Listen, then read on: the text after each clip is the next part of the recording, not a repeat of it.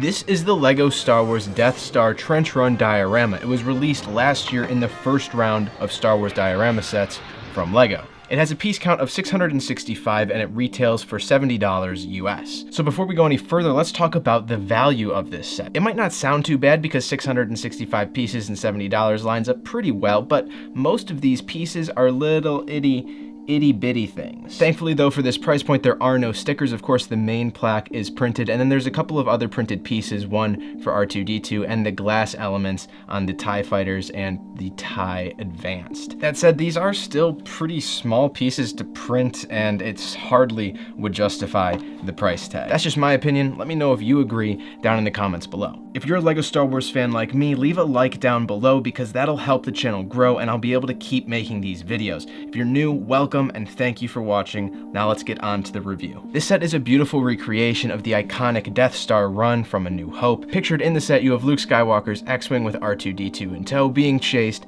by Darth Vader and his two wingmen. There's a defense turbo laser cannon in the back that can be swiveled to aim at Luke Skywalker's X-Wing as it goes by, and two of the TIE Fighters are seen firing on our hero. For such a small display piece, there is a lot of detail packed into it because, well, the Death Star trench is stuffed full of detail. All of this detailing makes it very pleasing to the eye as a display piece. There's always something new to look at when you walk by. That said, this is definitely only a display piece. There really isn't much playability in this set at all, for a couple of reasons, of course. It's really too small to play with, it's a miniature scale, but it's also a little bit more delicately built. With these fighters perched up on their transparent stands, they can come off pretty easily, so I wouldn't exactly want a kid running around playing with these because they're just not meant to be played with. Everything is just a tad bit fragile. Not so fragile that it's gonna fall apart when you go to move it, but definitely not kid-worthy. Rated 18+, LEGO has geared this set towards adults, and I think it's best that we heed that rating. Not to say that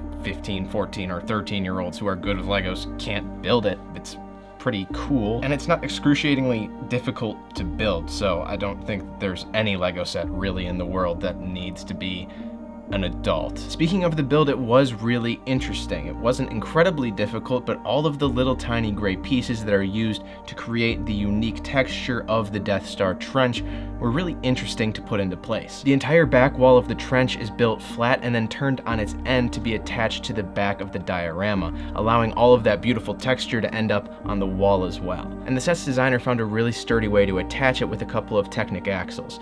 This wall is not going anywhere. The only part that I did find super simple and kind of boring was the turbo laser cannon, but it was so quick to get through, it really doesn't make much of a difference. The details of the trench are created with lightsaber handles, recolored ingot pieces, a couple of grill pieces, some gray tiles. There is no shortage of mini detail pieces included in this set, so from a piece collector standpoint, although it's not the best price per piece ratio, if you're looking for some small detail pieces, this is a good set to buy just for the pieces alone. Now let's talk about the ship, starting with the X-Wing. It's a pretty simple build, but it looks really good. I haven't seen a better miniature X-Wing than this, ever. LEGO minifigure ski poles serve as the attack cannons, and they look perfect. There's a 1x1 rounded tile printed with an R2-D2 head, and the engines on the back are represented by these purple jewel pieces. Once completed, the X-Wing goes on its stand, which holds it at a bit of a slant. Moving on to the TIE Fighters, there's two regular TIEs that are pretty simple to build and definitely look kind of wide, but I don't think there's really a way with the existing LEGO pieces out there to make a TIE Fighter